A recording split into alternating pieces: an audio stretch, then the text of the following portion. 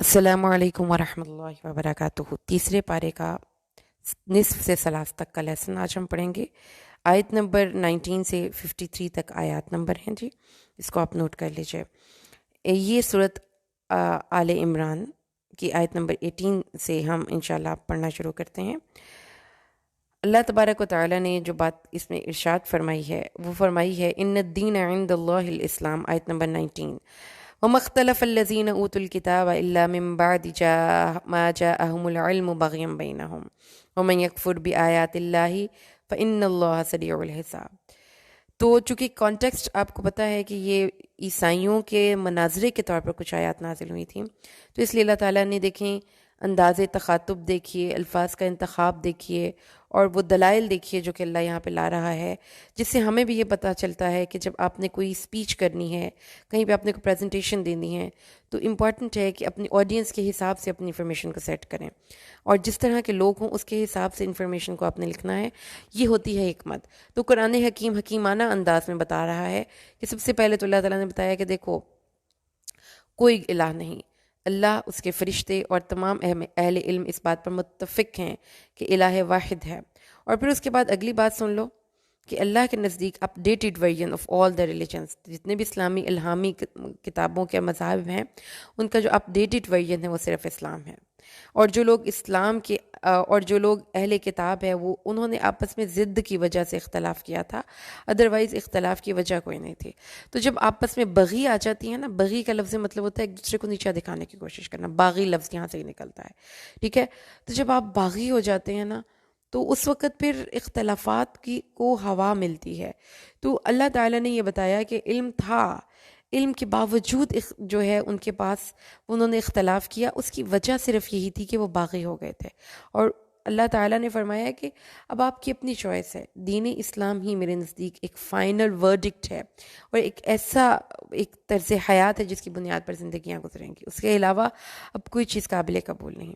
और इसके बावजूद अगर ए नबी आपसे वो झगड़ते हैं ना, तो फिर उनको बता दीजिए कि आप नहीं मानते तो मत माने, मैंने तो अपना चेहरा अल्लाह के लिए मती कर लिया और मेरे पैरों ने भी।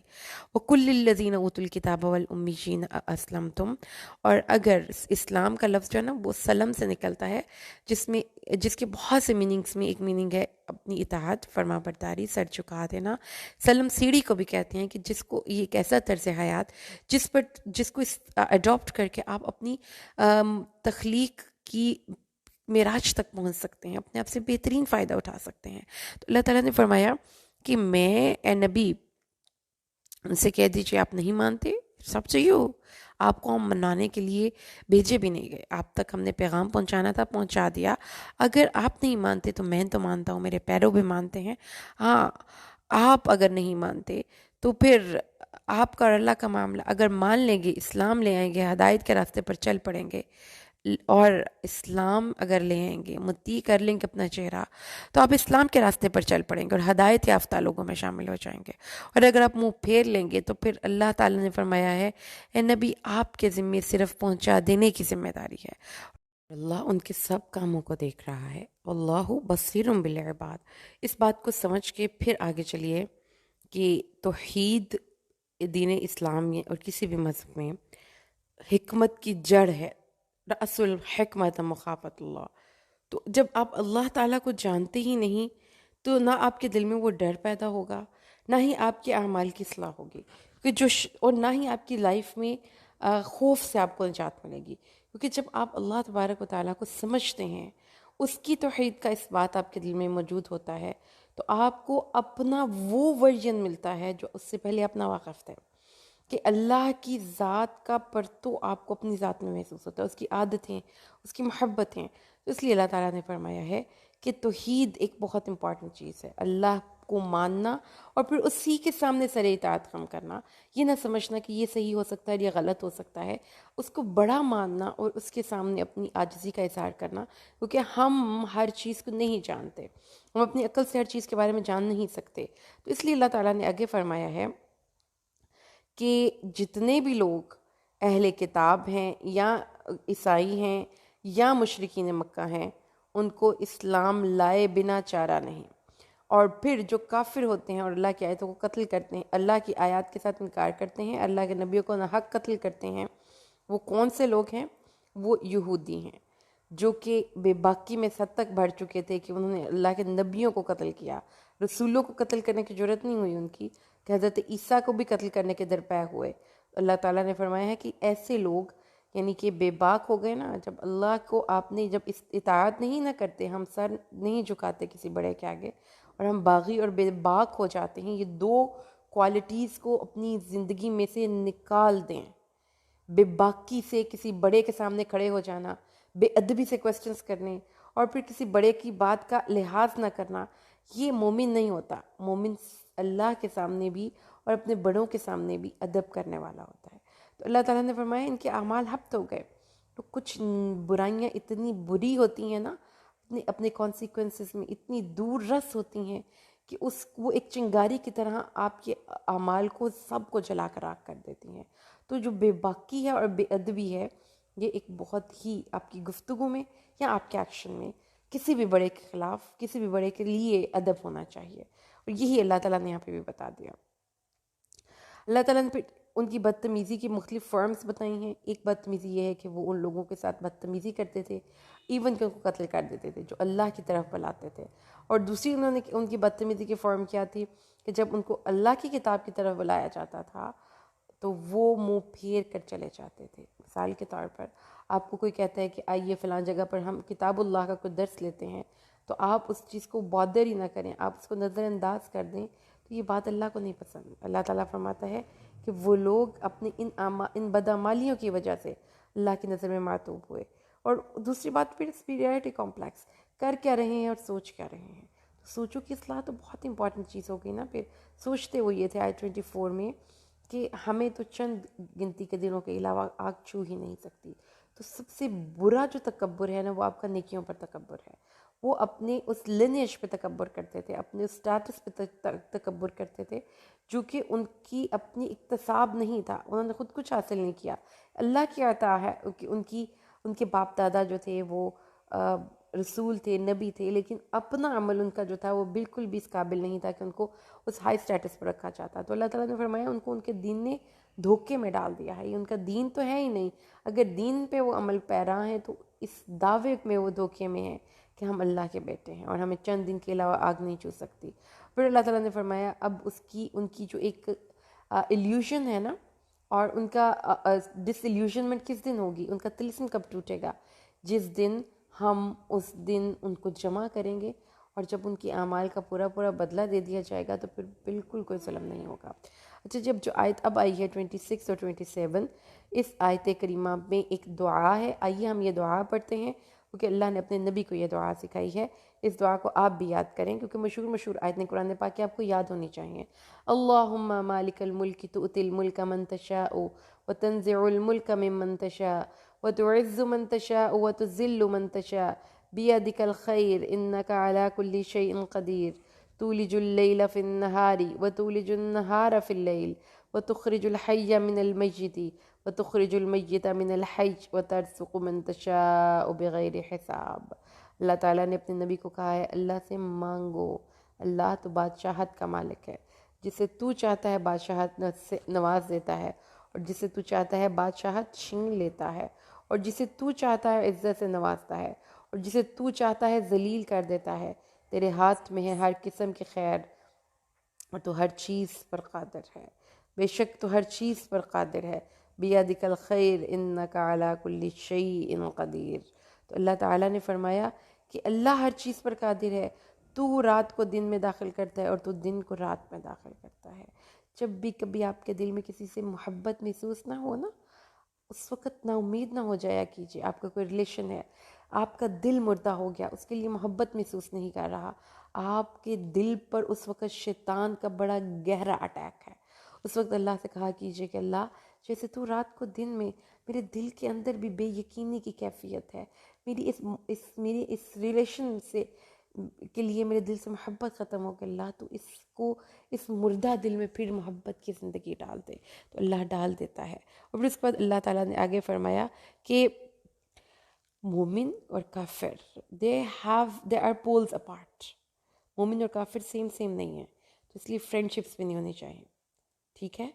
بہت پتے کی بات ہے، because beware the people you keep on listening, beware the company you keep, beware the people you follow, beware the channels you subscribe, کیونکہ جب آپ ایسی جگہوں پر جاتے ہیں تو شیطان پھر کھینچ لیتا ہے آپ کو، تو اس لیے اپنے آپ کو جماعت کے ساتھ ممتسک کر لیجئے، مومن اور کافر دوست نہیں ہو سکتے۔ اللہ تعالیٰ فرماتا ہے ہاں اگر تم ان سے بچاؤ کا کوئی راستہ اختیار کر سکتے ہو، ان کے ساتھ بیٹھ جائیں، ان سے آپ اپنی مطلب یہ اس سچویشن میں ہے کہ جس میں آپ مجبور ہو جائیں کہ آپ کسی جگہ پہ جاب کرتے ہیں، آپ کسی ایسے ملک میں رہتے ہیں، تو بحالت مجبوری وہی بات آ گئی جو آپ کھانے پینے کے حوالے سے بتایا گیا کہ اپنی جان بچانے کے لیے آپ تھوڑا سا حرام کھا سکتے ہیں، اسی طرح بحالت مجبوری آپ ان سے بچاؤ کے لیے ان سے افیلیشن شو کر سکتے ہیں، لیکن it must not be your own priority, your own choice, آپ کی چوائس نہیں ہونی چاہیے کہ آپ کافروں کو دوست بنائیں۔ ان کے چینلز کو دیکھیں اور ان کی باتوں کو سنیں اور ان کو موٹیویشن لیں ان سے۔ اللہ تعالیٰ نے آگے پھر اپنی ذات کا تعارف دیا، دلوں کے چھپ کل ان تخفوا ما فی صدورکم، سورۃ آل عمران آیت 29، او تبدوہ یعلمہ اللہ، اپنے سینوں میں باتوں کو چھپاؤ یا ظاہر کرو، اللہ کو علم ہے، وہ آسمان اور زمین کی ہر چیز کا علم رکھنے والا ہے۔ تو اللہ کا علم بہت وسیع ہے، جس کو یہ پتہ چل جائے نا پھر وہ اللہ سے کوئی چیز چھپا نہیں سکتا، کسی کے خلاف نفرت نہیں دل میں رکھ سکتا، اس کو پتہ ہے کہ اللہ نے آسمان سے دیکھنا تو ڈائریکٹ میرے دل پہ تو دیکھنا ہے اللہ تعالیٰ نے، تو کیسے میں اپنے دل کو نہ گندہ رکھ سکتی ہوں کہ میرے دل پہ نہ نور آئے گا اللہ کا، نہ روشنی آئے گی، نہ اللہ کی رحمت، نہ نظر التفات ہوگی، مجھے تو دل کو صاف رکھنا ہی پڑتا ہے اور دل کو صاف رکھنا ہی پڑے گا۔ پھر اللہ فرماتا ہے کہ اس دن جس دن تو پائے گا ہر ایک نفس کو جو بھی اس نے عمل کیا، جس دن آپ پائیں گے اے نبی ہر وہ شخص جس نے کوئی عمل کیا اس کے سامنے حاضر پالیں گے، اور اللہ تبارک و تعالیٰ فرماتا ہے کہ جس نے کوئی برا عمل کیا ہوگا نا پھر وہ حسرت کرے گا، کاش اس کے اور اس کے برے عمل میں دور کی مسافت ہوتی، کہ لو انا بینہا و بینہ امدا بعیدا ویحذرکم اللہ نفسہ، اللہ تمہیں اپنے آپ سے ڈراتا ہے۔ اللہ تعالیٰ فرماتا ہے ہاں ایک دن آنے والا ہے کہ تم اپنے برے عمل سے نفرت کرو گے تو آج کرو، جو اس دن نفرت کرنی ہے وہ آج کرو گے، کیونکہ ایک اور مقام پہ قرآن پاک میں اللہ فرماتا ہے کہ اس دن ظالم اپنے ہاتھوں پہ چبائے گا اور کہے گا افسوس میں نے اللہ اور اس کے رسول کے ساتھ کا راستہ اختیار کیا ہوتا۔ تو جو اس دن اپنے آپ سے تم نفرتیں محسوس کرو گے نا اور حسرتیں محسوس کرو گے، وہ آج آنکھیں کھولو اور نیکی کے کام کرو، ٹھیک ہے میری پیاری بہنوں؟ یاد رہے گی یہ بات۔ آگے اللہ تبارک و تعالیٰ نے 2 آیتوں میں اپنے نبی صلی اللہ علیہ وسلم کا مقام اسٹیبلش کیا۔ آیت نمبر 31 اور 32 میں اے نبی کہہ دیجئے اگر آپ اللہ سے محبت کرتے ہیں تو پھر میری اتباع کیجئے، اللہ بھی آپ سے محبت کرے گا اور آپ کے سب گناہ بخش دے گا، اور اللہ بخشنے والا بہت مہربان ہے۔ اے نبی کہہ دیجئے اللہ اور اس کے رسول کی اطاعت کرو، اگر تم منہ پھیر لوگے تو اللہ کافروں کو پسند نہیں کرتا۔ تو نبی صلی اللہ علیہ وسلم کی محبت کا ایک واضح طور پر تقاضا اللہ نے پیش کیا، کیا نعتیں پڑھیں، جلوس نکالیں، اپنے گھروں کو لائٹوں سے سجائیں، اور جب آپ کے معاملات آئیں، آپ کی شادیاں آئیں، آپ کی فوتگیاں آئیں، آپ کے دوسرے انسانوں کے ساتھ لین دین آئے، آپ کی گفتگو آئے اور اس میں کہیں پہ بھی رسول صلی اللہ علیہ وسلم نہ ہو، یہ محبت ردی کی ٹوکری میں پھینکی جائے گی، ایسی محبت جس میں محبت کا خالی دعویٰ ہو۔ اللہ تعالیٰ نے قرآن حکیم میں کیا کہا تھا منافقوں کو؟ لا تقسموا طاعۃ معروفہ، قسمیں کھا کھا کر اپنی محبت کے دعوے پیش نہ کرو، اطاعت کر کے محبت دکھاؤ۔ تو حب رسول کا ایک ہی تقاضا ہے جو قرآن نے پیش کیا، ان کنتم تحبون اللہ، اللہ کی محبت، اس کی محبت اور انسانوں کی محبت اور اللہ کی محبت کے درمیان میں رسول اللہ کی اتباع ہے، ان کی فرما برداری ہے، ان کی اطاعت ہے، اور کچھ نہیں۔ آپ جتنے مرضی بڑے بڑے سے آپ دعوے کر لیں، نعرے لگا لیں، آپ اپنے گھروں کو لائٹوں سے سجا لیں، آپ اپنے لباس میں وہ ساری چیزیں شامل کر لیں، جب تک آپ کی گفتگو، آپ کا اٹھنا بیٹھنا، آپ کا سونا جاگنا، آپ کی زندگی کا لمحہ لمحہ رسول صلی اللہ علیہ وآلہ وسلم کی اطاعت کے سانچے میں نہیں ڈھلے گا، آپ کی اطاعت اللہ کی نظر میں قابل قبول نہیں ہے۔ یہ قرآن کہہ رہا ہے، میں نہیں کہہ رہی ہوں۔ اس لیے اللہ تعالیٰ نے فرمایا اگر تم منہ پھیر لیتے ہو اطاعت سے تو اللہ کافروں کو پسند نہیں کرتا، تو جو اللہ کے نبی کی اطاعت سے منہ پھیر لیتا ہے اس پر قرآن کفر کا فتویٰ لگاتا ہے کہ ایسے کافر کو اللہ پسند نہیں کرتا. تو اللہ کی محبت تک پہنچنے کا واضح ذریعہ رسول صلی اللہ علیہ وسلم ہے. تو اللہ نے اس قرآن کے اس مقام پر ہمیں یہ بات بھی سمجھا دی کہ ہماری منزل مدینہ نہیں ہے، ہماری منزل جنت ہے، ہماری منزل اللہ ہے. اللہ اور نبی ہمارے درمیان ہے. ہم اللہ سے محبت کے لیے رسول صلی اللہ علیہ وسلم کے پیچھے چلتے ہیں. اس بات کو قرآن کا یہ مقام بتاتا ہے. تو اللہ کی محبت کے حصول کا ذریعہ محمد الرسول اللہ ہے. ہماری محبتیں محمد الرسول اللہ تک جا کر رک نہیں جانی چاہیے، وہ محبتیں ہمیں اللہ تک پہنچانی چاہیے. آگے اللہ فرماتا ہے اللہ نے چن لیا آدم کو، نوح کو، آل ابراہیم اور آل عمران کو جہان کے لوگوں پر. یاد کیجئے ہم اس پارے کا جب آغاز کر رہے تھے تب بھی فضیلتوں کا ذکر تھا اور یہاں پہ بھی فضیلتوں کا ذکر ہے. تو اپنے اللہ سے نا دعا کیا کیجئے اپنے لیے، اپنی اولادوں کے لیے. اللہ ہمیں منتخب فرما اپنے کام کے لیے.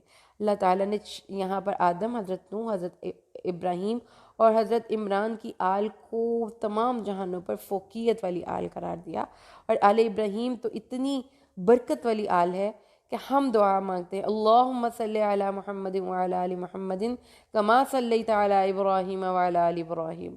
ہم آل ابراہیم کو اس ایک ایز این ایگزامپل پیش کرتے ہیں. اللہ جیسے آل ابراہیم پر تو نے رحمتیں اور برکتیں نازل کی، اللہ ہمیں بھی محمد اور ان کے پیروں، ان کے تمام فالوورز، آل میں سب آ جاتے ہیں، اولاد بھی اور اسٹوڈنٹس بھی اور فالوورز بھی، ہم سب پہ اپنی رحمت نازل فرما. اور پھر اس کے بعد اللہ تعالیٰ نے فرمایا یہ بعض کی اولاد میں سے ہیں. جس سے یہ پتہ چلتا ہے کہ ایک جو لینیج ہے نا اس میں یہاں پر ایک لطیف سا آپ کہہ لیں کہ اشارہ یہ ملتا ہے کہ ان کی آل میں اچھی مدرز تھیں، اچھی مدرز بھی اس آل میں رہیں. یہ بھی اللہ کے اس پہ عطا ہے جس کی وجہ سے اللہ تعالیٰ نے ان کی اولادوں کو بھی نوازتا رہا ہے. تو یہ بھی اللہ کی عطا ہوتی ہے کہ کوئی اچھی مدر کسی کو مل جائے. اچھی مدر ایک اچھی نسل کو سنوار دیتی ہے. کیوں؟ کیونکہ آگے آپ کو ایک بڑی عظیم الشان مدر کا ذکر ملنے والا ہے. تو مجھے پرسنلی قرآن پاک کا یہ مقام پڑھتے اور پڑھاتے وقت بہت زیادہ میں ایکسائٹڈ ہو جاتی ہوں، اس لیے کہ بینگ اے مدر مجھے یہ پتہ چلتا ہے کہ اللہ تعالیٰ نے ایک عورت کی قربانی کو، اس کے جذبے کو کیسے قبول کیا اپنی اولاد کے لیے. جو عورت سوچتی ہے وہ اتنی غیر اہم بات نہیں ہوتی. جو آپ اپنی اولاد کے لیے سوچتے ہیں اور دعا مانگتے ہیں اللہ تعالیٰ اس کو آپ کو عطا فرما دیتا ہے. تو اپنی اولاد کے لیے آپ طلب کیا کرتے ہیں یہ بہت امپورٹنٹ چیز ہے. اور بینگ مدر آپ کی دعا ہر صورت میں اپنی اولاد کے لیے قبول ہوگی. اب آپ واقعہ پڑھیے ذرا. حضرت عمران جو حضرت مریم کی والدہ تھیں، آل عمران کا ذکر، حضرت عیسیٰ کا ذکر ان کی نانی کے ذکر سے شروع ہو رہا ہے. ٹو ویری گریٹ مدرس that participated in up bringing of حضرت عیسیٰ. حضرت عیسیٰ کی اپ برنگنگ میں دو عورتوں کی، ایک کی دعا اور ایک کی قربانیاں شامل ہیں. حضرت عیسیٰ جب عمران کی بیوی نے کہا اپنے بیٹے اے میرے پروردگار جو میرے پیٹ میں ہے مجھ سے تیرے لیے چھوڑ دیتی ہوں، اور جب انہوں نے جنم دیا تو وہ تو بیٹی تھی، اور انہوں نے کہا کہ اللہ تعالیٰ بیٹی ہو گئی، میں نے تو بیٹا سوچا تھا، اور اللہ تعالیٰ نے اس کا نام مریم رکھا ہے. اب آپ پیرنٹہوڈ کے جو ہے نا وہ یہاں پر ہم اصول نکالتے ہیں. سب سے پہلے حضرت مریم کی والدہ جب پریگننٹ ہوئی تب بھی انہوں نے سوچ لیا کہ انہوں نے اپنے بچے کو کیا بنانا ہے اور کس سائٹ پہ لے کر جانا ہے. پلان سے اپنے بچے کے بارے میں چلیں. پھر خالی پلاننگ نہیں کی، اللہ سے دعائیں مانگنی شروع ہو گئیں کہ اللہ میرا یہ جو ایک پلان ہے اس کو کامیاب کر دیجیے گا. اسی وقت جب بچہ ابھی ان کے پیٹ میں ہے، سوچیں ذرا. اور اس کے بعد حضرت مریم کی والدہ نے جب بیٹی جنم دے دی تو اس کے بعد انہوں نے کیا کہا؟ انہوں نے ان کی اور ان کی اولاد کو اپنے اللہ کی پناہ میں دیا، جو آپ نے بھی دینا ہے.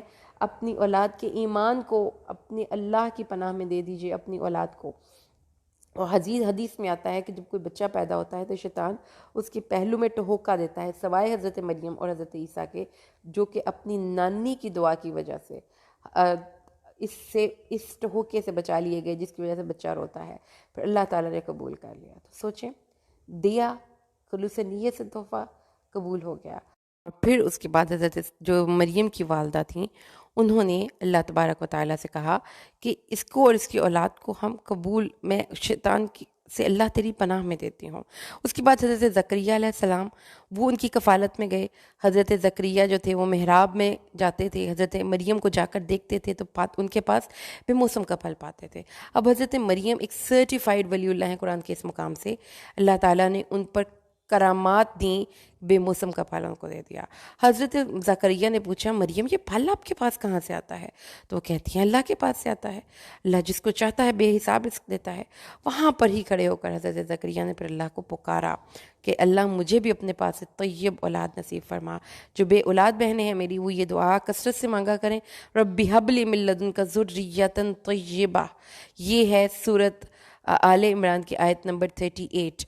اور پھر انہوں نے فرشتوں نے پھر ان کو آواز دے کر کہا یحییٰ اللہ آپ کو ایک بیٹے کی خوشخبری دیتا ہے جو سردار ہوگا، ضابط نفس ہوگا، نبیوں میں سے ہوگا اور نیک ہوگا۔ تو اپنی اولاد کے لیے اللہ سے دعا مانگا کیجئے، یہی اللہ میری اولاد کو سردار بنانا، اپنے نفس پہ قابو رکھنے والا بنانا، یعنی کہ غصہ نہیں، ایموشنل سٹیٹس میں جا کر کوئی غلط فیصلے نہیں، اللہ تعالیٰ میرے بیٹے کو نیک بنانا۔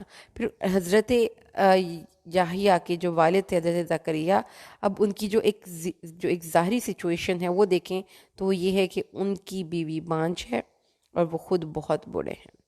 تو اللہ تعالیٰ سے پھر انہوں نے پوچھا کہ اللہ یہ بیٹا کیوں کر ہوگا، یعنی کہ میڈیکلی ہم دونوں ہی اولاد پیدا کرنے کے قابل نہیں رہے۔ تو اللہ تعالیٰ نے فرمایا کہ یہ ایسے ہی ہوگا۔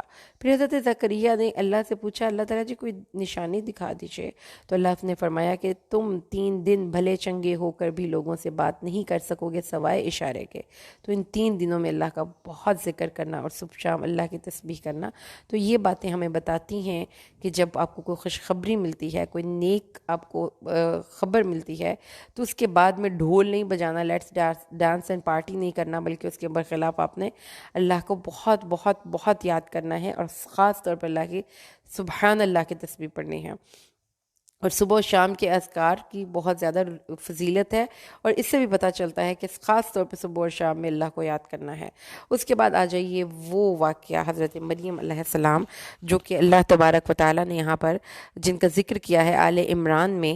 مریم، اے مریم، جب فرشتوں نے کہا ہے مریم اللہ نے تجھے چن لیا، سبحان اللہ، تجھے پاک کیا اور جہان کی عورتوں پر چن لیا۔ مریم میرے اور آپ کے لیے ایک رول ماڈل ہیں۔ کیوں رول ماڈل ہیں؟ کیونکہ انہوں نے اپنی پوری زندگی میں اللہ تعالیٰ کے لیے اپنی عزت اور عفت کی حفاظت کی۔ تو اللہ نے کہا اے مریم تو مطہرہ ہے، تو مصفہ ہے، سبحان اللہ۔ اے مریم اپنے رب کے لیے کی قنوتی لربی کی، اپنے رب کے سامنے فرما بردار ہو جا اور سجدہ کر اور رکوع کرنے والوں کے ساتھ رکوع کر۔ اللہ تعالیٰ نے فرمایا اے نبی یہ تو غیب کی خبروں میں سے ہیں جو آپ کی طرف ہم وحی کرتے ہیں، اور آپ اس وقت تو ان کے پاس نہیں تھے جب وہ مریم کی کفالت کے بارے میں جھگڑا کر رہے تھے۔ اب حضرت مریم وہ خاتون ساری عمر بغیر باپ کے اور بغیر بھائی کے اپنے اوپر چیک رکھا، دیکھیں کیسا سیلف چیک تھا، گھر بھی نہیں، باپ بھی نہیں، کوئی سیلف چیک بھی نہیں، لیکن کتنا اللہ تعالیٰ نے ان کے کیریکٹر کی اسٹرینتھ کو اپریشیٹ کیا ہے۔ یہ ہے وہ ایک مسلمان عورت کے لیے سٹینڈرڈ جو اللہ نے حضرت مریم کی صورت میں ہمیں پیش کیا۔ She was a strong woman. اللہ تعالیٰ کو ایک مضبوط عورت پسند ہے جو کسی بھی حوالے سے اپنے کردار کی مضبوطی پر کمپرومائز کرنے کے لیے تیار ہی نہ ہو، اگرچہ کہ اس کو کسی جگہ پر گھر سے باہر جانا پڑے، اپنے ہاسٹل میں رہنا پڑے، کسی دوسرے مرد کے ساتھ انٹریکشن کرنی پڑے، لیکن اتنی مضبوط کردار کی عورت ہو کہ اللہ نے حضرت مریم کے کردار کی مضبوطی دیکھیے کہ اللہ نے قرآن میں مہر ثبت کرتی ان اللہ اصطفاکی وطہرکی واصطفاکی علی نساء العالمین۔ تو اللہ تعالیٰ آگے فرماتا ہے جب مریم کو اللہ نے فرمایا کہ اللہ تجھے بیٹے کی خوشخبری دیتا ہے جو کہ دنیا اور آخرت میں نیکوں میں سے ہوگا، حضرت مریم کو بڑا تعجب ہوا، کہنے لگی مجھے کیوں کر بیٹا ہو سکتا ہے، نہ میری شادی ہوئی ہے اور نہ ہی میں کوئی غلط قسم کی عورت ہوں۔ تو فرشتے نے کہا کہ یہ ایسے ہی ہوگا اور یہ اللہ کا کلمہ کن ہوگا، یعنی کہ نطفے کا کردار اللہ کا کلمہ کن ادا کرے گا جو حضرت جبرائیل امین حضرت مریم کے گریبان میں پھونکیں گے۔